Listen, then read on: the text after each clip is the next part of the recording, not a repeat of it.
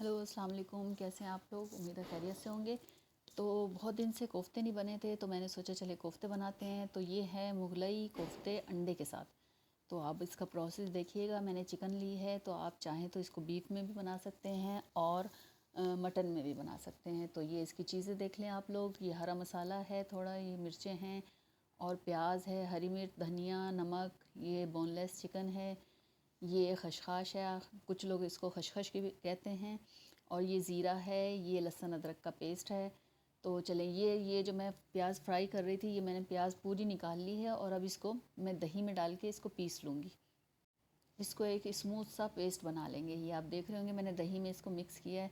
तो ये आप देखिएगा प्रोसेस कैसा होता है। अच्छा, जो मैंने आपको हरे मसाले दिखाए थे और चिकन दिखाई थी, वो मैंने बिल्कुल पीस लिए हैं और उसमें मैंने गरम मसाला और नमक भी डाल दिया है। ये मेरे पास बेसन था तो मैंने बेसन डाल दिया। अगर आपके पास भुने हुए चने हो तो आप वो कूट के डाल दिएगा उसमें पीस के।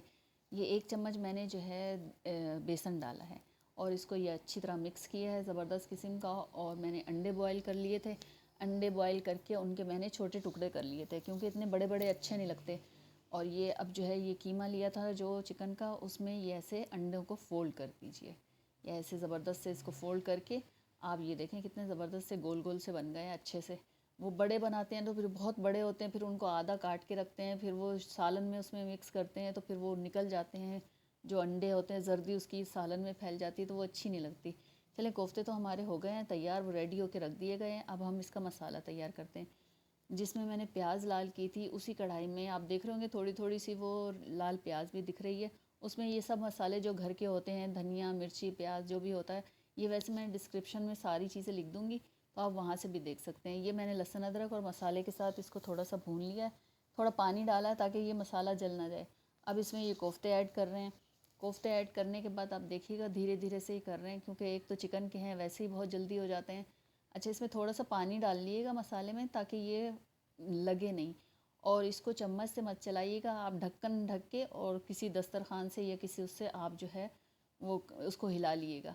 अब ये अच्छी तरह थोड़े से हो गए हैं तो मैंने ये चम्मच चलाया है। आप देख रहे होंगे ये चम्मच से मैं अलट पलट इसको कर रही हूँ। ये जब अच्छी तरह भुन जाएगा तो फिर हम मसाला ऐड करेंगे। ये देखें कि वो आपने देखा होगा मैंने पेस्ट जो है वो बना लिया था प्याज और दही के साथ, उसको मसाले को मैंने पीस लिया था। ये अब देखें ये इसमें जा रहा है। ये देखिए कितना स्मूथ सा पेस्ट है। अगर आपको ये मेरे कोफ्ते पसंद आते हैं, मुगलई कोफ्ते अंडे के साथ, तो आप इसको लाइक करें, शेयर करें और मेरे चैनल पे अगर आप लोग नए आए हैं तो प्लीज़ सब्सक्राइब कर दीजिए। तो ये देखें ज़बरदस्त से हमारा मसाला भुन के तैयार हो चुका है। ऑयल आप अपने हिसाब से रख सकते हैं, आपको जितना रखना हो। आप ज़्यादा ऑयल पसंद करते हैं तो ज़्यादा डाल दिएगा। तो चलें, ये इसमें जो उसके साथ पानी था तो वो लगा हुआ पानी भी मैंने इसी में डाल दिया ताकि वो अच्छी सी ग्रेवी सी हो जाए और थोड़ा सा शोरवा हो, क्योंकि कोफ्तों में थोड़ा सा शोरवा हो तो वो ज़्यादा अच्छा लगता है।